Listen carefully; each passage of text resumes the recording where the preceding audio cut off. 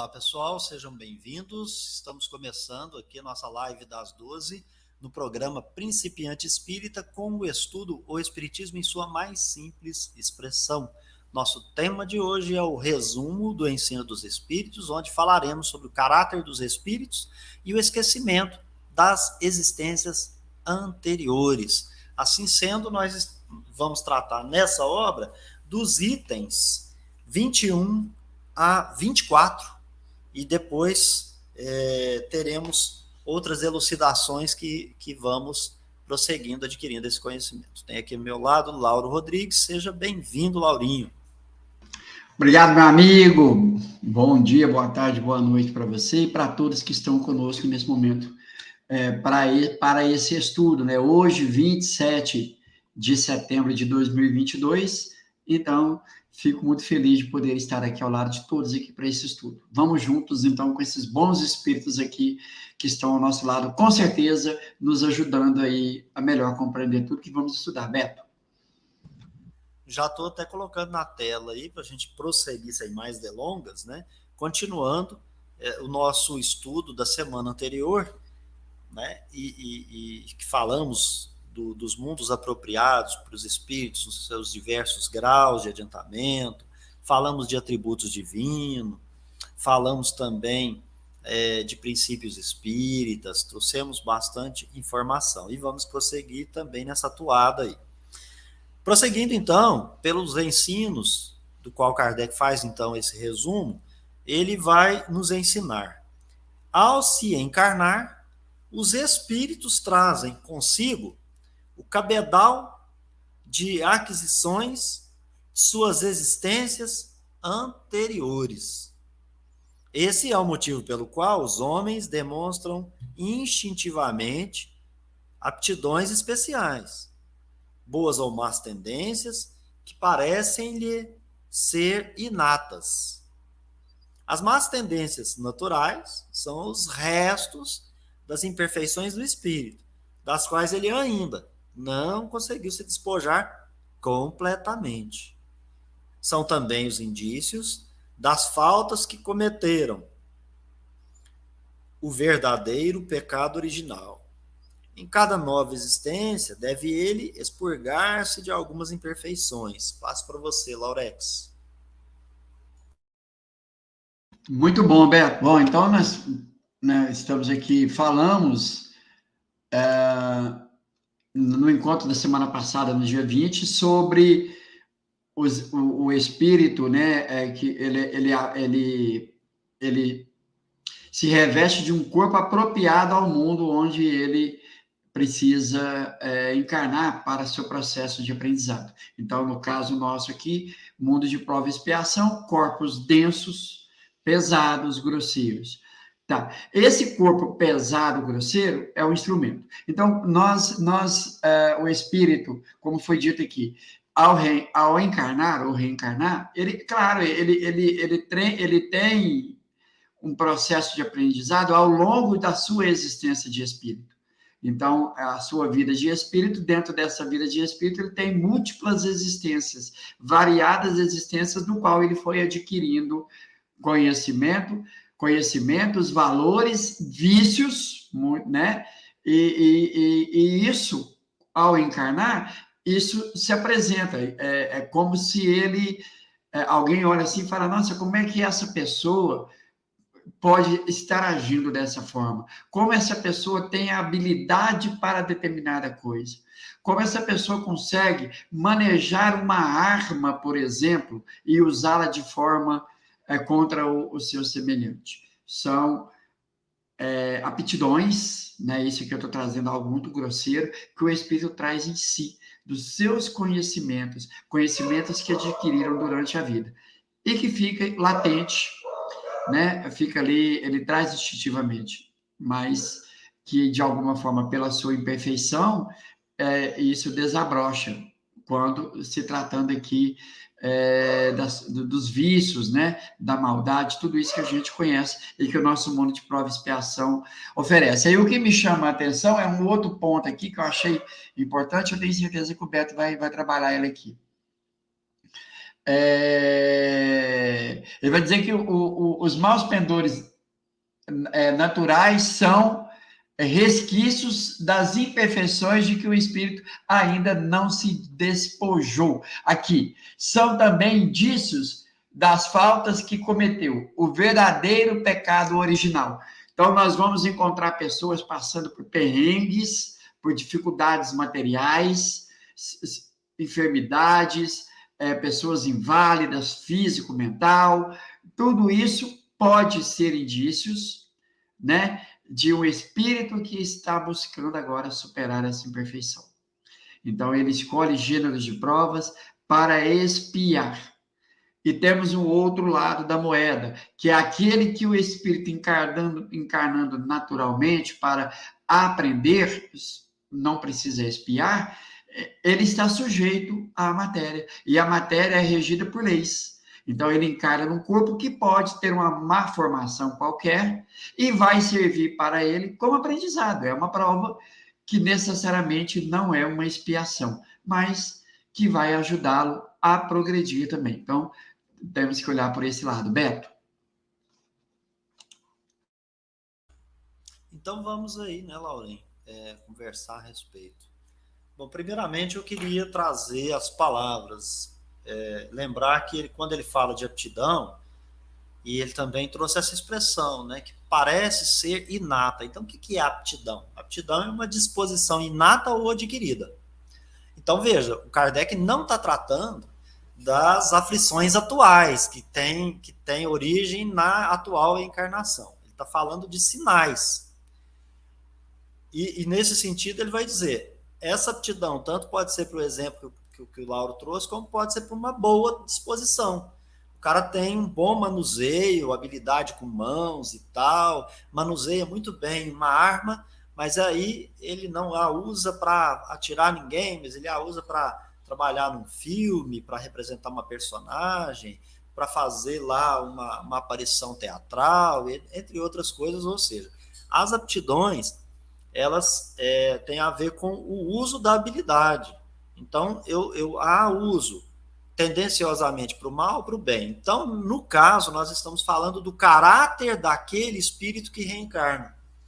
Então, a aptidão seria aqueles requisitos que eu trago para exercitar determinada atividade, determinada função.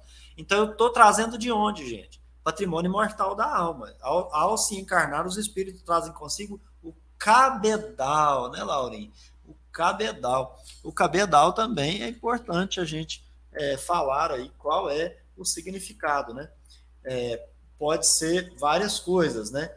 Eu poderia estar falando de patrimônio, de capital, mas eu posso também estar falando de tudo aquilo que é meio objeto para que eu produza uma transação econômica, mas no campo do sentido figurado, que é o que nós teríamos aqui para nos orientar, quando o Kardec está falando de um conjunto, de um acervo, cabedal, eu estou falando, por exemplo, de conhecimento, talento, competência, habilidade que se adquire com a experiência, né? Estudo. Então, isso vem de vidas passadas. É isso que a gente também precisa compreender aqui ao longo dos nossos encontros aqui, né? Então, ele vai dizer, ele explica isso, boa e má tendência, caráter do espírito, né? E depois, então, entra lá nos indícios. O que são os indícios? Indícios são sinais, são marcas, né? Um signo convencional, algo que eu possa perceber e fazer uma ideia. Porém, uma coisa que é um indício, ela indica, ela é provável, né? Ela traz alguma coisa, mas não quer dizer que esse vestígio seja de fato verdadeiro, porque eu posso estar vendo chifre na cabeça de cavalo, e aí seria unicórnio, não seria cavalo, e o unicórnio não existe, né? Então, pessoal, é importante que a gente entenda pelas palavras, porque por fim é o seguinte, o Kardec usa uma linguagem figurada, pecado original. Pecado na origem é errar o alvo, se equivocar. Então, quando a gente fala de culpa, por exemplo, dos itens anteriores estudados, eu estou no campo equívoco, de fiz algo por desconhecimento, já que na questão 120 do Livro dos Espíritos eu tenho a ignorância, não existe o mal. Então eu cometo algum ato muito mais pelas minhas escolhas equivocadas. E aí eu não agi conforme a lei divina que está gravada na minha consciência, que me indica o verdadeiro caminho. Eu tenho uma tendência, então eu vou pender para um determinado lado, para um determinado arrastamento. Como eu também posso usar a vontade para falar assim, não vou pender para isso. Mas até que isso aconteça, eu tenho que atuar na origem do problema. Então, veja, o que é que me faz errar o alvo? O que está na origem? Ele está usando a expressão pecado original. Então, o que me faz originalmente errar o alvo? Que a tradução dos hebreus para pecado é errar o alvo. Salvação é acertar o alvo. É isso que precisa ficar claro. Não tem nada a ver com quem está afogando e vai lá uma mão e tira lá para dar uma respirada e vive, não. Não tem isso. Salvação é no sentido, acerta a flecha no alvo. Pecado, errou a flecha do alvo. Por quê? Porque não sabe estender bem aquele arco da flecha para que ela tenha uma velocidade, com o tempo, uma aritmética, uma matemática necessária para eu acertar lá no alvo. Às vezes não enxerga direito, a visão está obliterada. Então tem tudo isso que é bom a gente também prestar atenção. Então, esse indício serve para verificar o cometimento de algum desvio originalmente. Orgulho, prepotência, egoísmo, ciúme, entre outras coisas que estão na origem e que causam o meu cometimento de faltas. Então, por que tem lá num jogo de futebol alguém, né, que sai chutando todo mundo? É porque ele não sabe jogar bola, ele não tem habilidade para pegar a bola sem acertar o adversário, né? Então ele tem que sair chutando as pessoas. É aquele famoso que deveria estar fazendo uma coisa, mas ele está ali, ou seja, ele não tem habilidade para estar ali. Então você tem que atuar no seguinte: você quer jogar bola? Então vai aprender a jogar bola. Aqui tem as pernas dos adversários, elas não são bola, bola é aquela coisinha redonda, então você tem que aprender. Nesse sentido figurado e grosseiro, para a gente entender do que está se tratando aqui no texto, que a gente tem que atuar na origem. E veja, Laurinho, por final, esse indício e falta ele tem que ser percebido pelo próprio indivíduo. Não somos nós que vamos dizer que você tem um indício disso ou daquilo, como acontece nas casas espíritas, as pessoas chegarem lá, porque aconteceu isso, foi por aquilo, e começa a dar aula. Não, o indício de que se cometeu uma falta, um equívoco numa outra existência, só pode ser percebido pelo próprio espírito encarnado. Como ele faz isso? Questões 918 e 919 de O Livro dos Espíritos. Faz um estudo de si mesmo. Procure se conhecer, porque você tem um acervo. E aqui você tem que fazer esse estudo, porque você esquece as existências anteriores. E aí eu entro, obviamente, no item 22, e aí vou ler, passo para o Laurex, para a gente, então, continuar nessa saga aí do aprendizado. O esquecimento das existências precedentes ou anteriores é um benefício de Deus, que em sua bondade quis poupar o ser humano das lembranças que lhe são quase sempre penosas, ruins, pena, tá vendo? Penosas aqui, no sentido de ser algo pungente, de um sofrimento moral, que você imagina que você chega aqui na Terra lembrando de tudo. Você vai estar sendo penalizado pelo seu sofrimento moral. A única pena que existe enquanto eu não me depuro, não paro de cometer os equívocos, não trabalho a origem dos meus equívocos, eu vou continuar equivocando. E lembrar poderia ser um castigo muito ruim e Deus não quer castigar os seus. Então há o esquecimento. Em cada nova existência, o ser humano é o que ele próprio fez de si mesmo, ou seja, ele é o resultado daquilo que ele escolheu no mundo espiritual como gênero de prova, para poder depurar as imperfeições que ele estudou também no mundo espiritual, dos equívocos e dos erros que ele cometia. Então, ele, de fato, quando reencarna, ele é o conjunto de tudo aquilo que ele foi. Ele vem, então, numa nova existência para poder, né, retornar sinceramente ao bem, né, Laura? É para ele um novo ponto de partida. Percebe seus defeitos atuais. Veja, aqui está em consonância com o que eu falei lá no 21. Ele percebe, não somos nós que o julgamos. Então, ele percebe seus defeitos atuais, sabe que esses defeitos são resultantes do seu estado de atraso.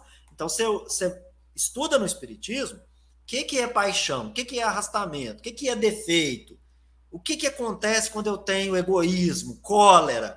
Aí você estudou isso bonitinho, tá lá no espiritualismo racional, aí você se nutre do conhecimento, da informação adequada para fins de estudar a si mesmo. Aí você estuda a si mesmo. Aí o Kardec diz assim, sabe que esses defeitos que você estudou e detectou são resultantes, é como se fosse uma equação, a resultante é o resultado do estado de atraso. Daí conclui, o mal que já cometeu. Ou seja, mal é o quê? Equívoco, né? Ignorância. E isso ajuda que ele tenha o esforço necessário para se corrigir. Se teve em outras épocas defeitos que já não possui, não tem mais de se preocupar com eles. Tem ainda muitas outras imperfeições consigo para poder se atentar. Laurinho, passo para você.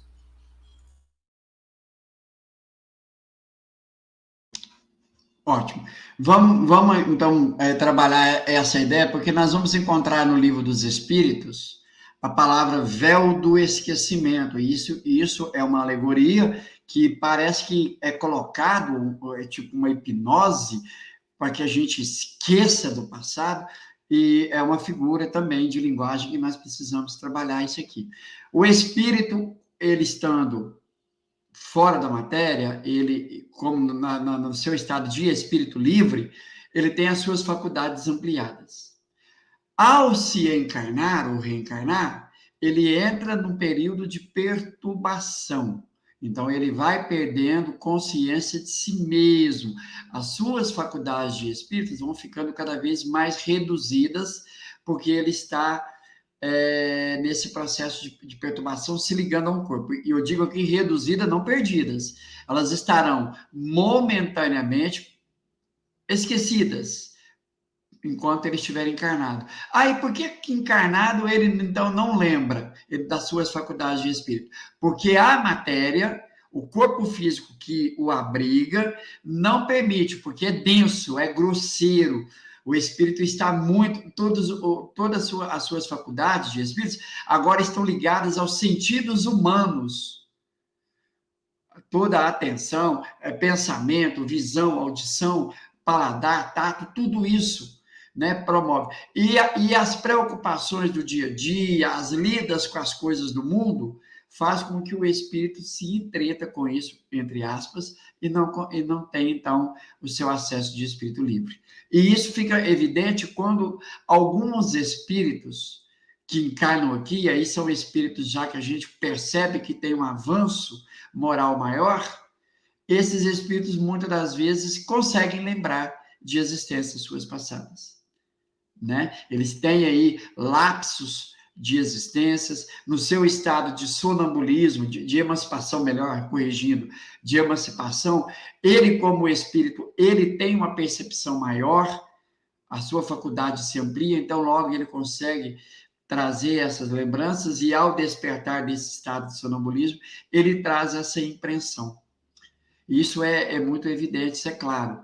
Agora, enquanto outros espíritos, não, porque quando ele emancipa, toda a sua atenção é muito voltada para o corpo. E ele fica nesse estado de confusão. Aquilo que ele vê, ele não compreende, o que ele não compreende, ele acha que é uma ideia qualquer, e isso, para ele, passa a ser o foco. É o que nós vamos chamar de sonhos. Aqueles sonhos que a gente fica focado nele, e aí aquela faculdade de espírito a gente não consegue ter ainda. Por quê? Porque as nossas ideias estão vinculadas ainda ao mundo terreno. E nisso consiste o esquecimento. E à medida que ele se depura, ele vai se apropriando, como foi dito lá atrás, de um corpo mais sutil, cada vez mais sutil, em mundos melhores, e ele vai viver, como é dito lá no Livro dos Espíritos, que os habitantes desses mundos vivem como a vida dos nossos sonâmbulos aqui. Ou seja, ele vive a vida de espírito e, ao mesmo tempo, estando encarnado. No estado de vigília, ele consegue interagir com o mundo espiritual e o mundo físico. Por quê? A matéria lá é muito mais sutil, não lhe impõe essa perturbação. Beto. Certinho, Laurinho. Então, aqui é o seguinte, né? Você já trouxe tudo que era necessário. Acho que a gente pode ir para o item 23. Né? Esses itens vão se autoexplicar. A gente trouxe algumas informações aqui nos itens anteriores, mas conjugando as ideias, nós vamos percebendo a construção e o progresso do pensamento dos espíritos que estão nos ensinando. Estão dialogando, estão trazendo informações novas e falando assim, olha, esses dogmas aí é coisa humana, Deus não criou isso, o mundo espiritual é outra história, é outra ideia. Então ele prossegue dizendo assim, Laurinho, se a alma já não tivesse vivido, é que teria sido criada ao mesmo tempo que o corpo. Supondo-se isso, não pode ela ter nenhuma relação com as almas que a precederam. Isso é um ponto. Agora, uma reflexão. Pergunta-se, como é que Deus, sendo soberanamente justo e bom, pode tê-la feito responsável pelo pecado cometido pelo pai do gênero humano? Ele está conversando com Adão e Eva. Essa história. Pecado original. Ah, meu Deus, você não pode fazer sexo. Né? O Espiritismo não traz essa ideia, não. Porque, pelo contrário, é por esse meio que os espíritos vão se reencarnar, viu, gente?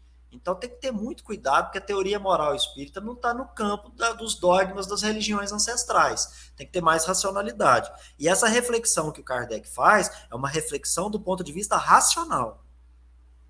Então ele prossegue, né, que é o Adão, pai do gênero humano, incriminando-a do pecado original que ela não cometeu.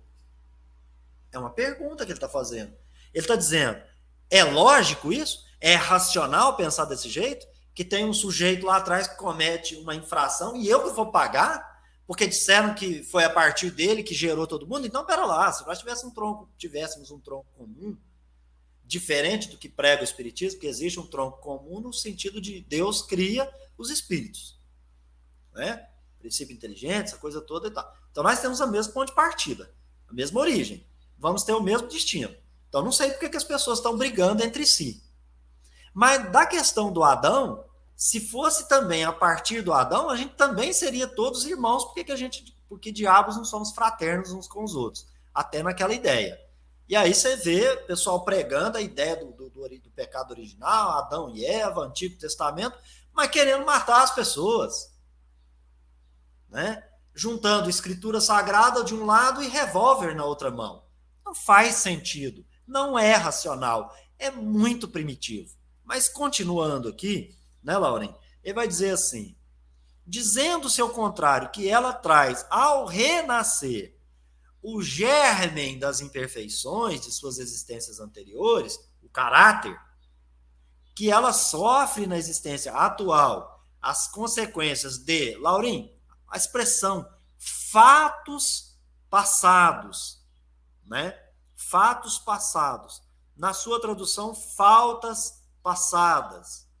Né? Dá-se uma explicação lógica ao pecado original.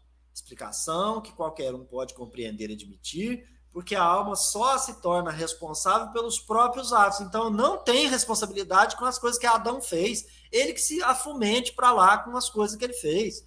Se ele acha que não tinha que transar e transou, se ele tem culpa por conta disso, é problema dele. Se os filhos dele se matarem entre si, é problema deles. Eu sou um indivíduo diferente. Mesmo que eu tivesse linhagem ancestral para me vincular em A ou em B, eu sou outra geração, eu evoluí e eu respondo por mim, não pelo resto da humanidade. Ponto. Não tem outra hipótese. Então, Kardec, nesse ponto aqui, ele está refutando.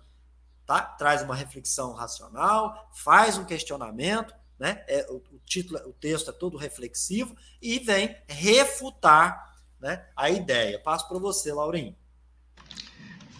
E a gente entender que no texto do Antigo Testamento, essa filiação é corporal. Né? Então, morreu o corpo, acabou a filiação. né? Pois ela está ligada por laços de sangue. Morreu, acabou. Mas e a questão espiritual? Então, uma alma que foi criada juntamente com o corpo, ela não tem ligação nenhuma com aquele outro que está ligado. Ela vai ter, já está, né? Aquele outro que está cometendo falta, ou cometeu falta, no caso aqui, Adão. Então, isso perde sentido. E aí, quando nós falamos assim, Deus é soberanamente justo e bom. Então, já compreendemos aqui que ele dá ao espírito todas as condições para ele progredir. Então, não é criado junto com o corpo, a alma. Ela é criada em algum momento por Deus, e só Deus o sabe, os espíritos vão dizer isso. E a partir da sua primeira encarnação, e aí sucessivas encarnações, logo que começa a desenvolver a inteligência, a capacidade de escolha entre o que é bom e o que é ruim, aí fica a critério do espírito, responsabilidade dele, autonomia do espírito. Então, o espírito não é responsabilizado pela falta de outrem, e sim, ele é responsabilizado pela sua consciência, pelas faltas da sua consciência, pelas faltas que ele cometeu. Jamais ele é responsabilizado pelo outro. Isso a doutrina espírita nos ensina. Beto, passo para você. Ótimo, Laurinho. Vamos lá. Isso, aqui. Então, o que tínhamos a esclarecer, a princípio, é essa questão. É preciso refletir com racionalidade, né? Então, nós não temos essa questão de espírito ser criado junto com o corpo. Se assim fosse, nós não teríamos relação uns com os outros. E não é esse o método usado pela inteligência suprema. O seu método e o seu propósito é outro. E quando a gente chegar a espírito puro, a gente vai ter uma compreensão melhor. O que a gente não pode fazer é ficar com os nossos ranços e nossas ignorâncias e conjecturando sem prova. Então, os espíritos atestam a reencarnação, que é um princípio da pluralidade das existências, já tratado aqui nesses encontros. E lógico, né, que se aqui então ele vai dizer, né, as almas, elas se relacionam, porque veja, gente, eu só cometo uma falta, um erro contra o meu adversário. Você já viu o jogo de futebol para ver se a criatura, ela sem encostar em ninguém, sozinha, ela dá um pulo e cai no chão, o juiz marca falta? Não tem isso. Entende? A falta é sempre no encontro com o adversário ou com o outro. O espiritismo também.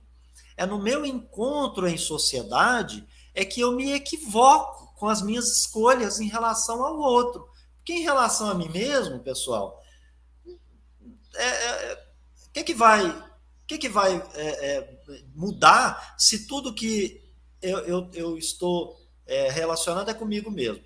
Então, não, é por isso que a gente reencarna e a gente vem se relacionar na matéria, passando por todas as experiências, as vicissitudes dos problemas, nos provando, aprendendo e etc. E evoluindo, mas sempre tendo alguém para me servir, a pessoa me servir no sentido de que ele é superior a mim e ele me serve o seu conhecimento a título de exemplo. Esse é o verdadeiro servir. E não eu querer que alguém me sirva porque eu sou bonito da bala chita. Não. E também aqueles que estão ao lado, para a gente poder com eles trabalhar. E quando eu sou servido porque alguém veio e me ensinou com exemplos, e eu também aprendi trabalhando com o grupo, eu percebo alguns que estão talvez um pouco mais atrasados e procuro para ele também ser o servidor, o menor, o que se faz menor, aquele que de fato mesmo vai compartilhar o pão do céu, que não é outra coisa senão o próprio conhecimento que nos permite uma evolução intelecto-moral. Então seriam esses aí os meus comentários para a gente passar para o 24. Desculpa que eu fechei meu microfone. Passar para o item 24. No 24, nós temos lá é o seguinte texto. A diversidade das aptidões inatas, então está concordando ou trazendo aqui uma mesma ideia de um outro item que é o 21, que é da encarnação dos espíritos, do caráter daquelas aptidões. Ora, então, nesse sentido, a diversidade das aptidões inatas, morais e intelectuais é a prova de que a alma já viveu.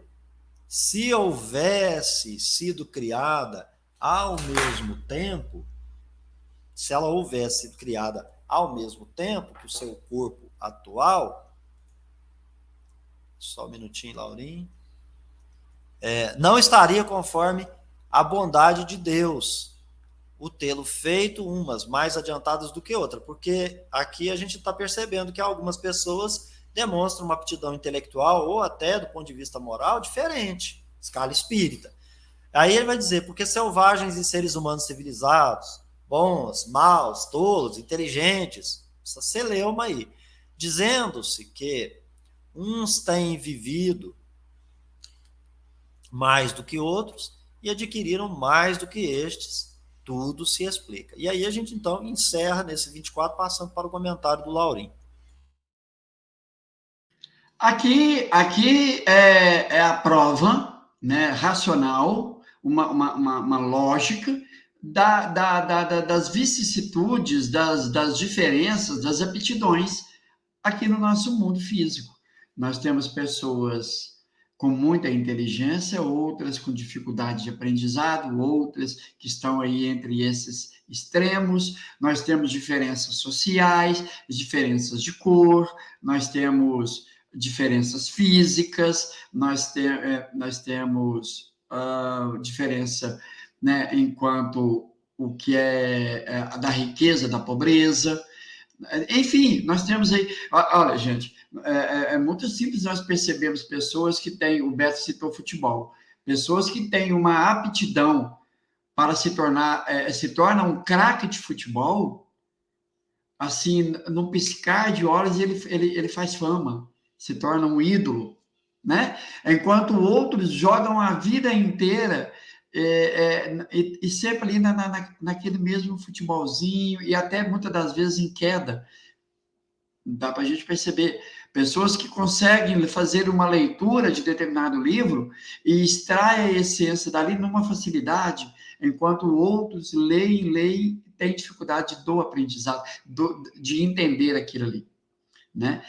São pessoas, crianças que sentam de frente a um piano e tocam maravilhosamente bem, enquanto outros não têm essa. Então, se nós entendemos, não, a existência é só uma. Deus cria a alma no momento da criação do corpo, da concepção. Então Deus, ele não é bom e nem justo. Por que ele privilegiou uns e não favoreceu a outros? Onde está a justiça? O pecado original. O pecado original nós já conversamos lá atrás, né? Que seria também algo que vai contra a justiça e a bondade de Deus. Então, entendendo que há a existência, a vida do espírito, ele é imortal, mas dentro dessa vida, suas inúmeras existências no processo de aprendizado, e nesse processo de aprendizado ele adquire virtudes, esse é o objetivo, mas muitos adquirem vícios. Aí nós vamos ver a tendência da pessoa ao mal, a tendência da pessoa ao bem, e dentro disso, essas várias nuances que a gente vai vendo ao longo das nossas existências. Isso explica tudo isso, essas anomalias da vida terrena. Beto?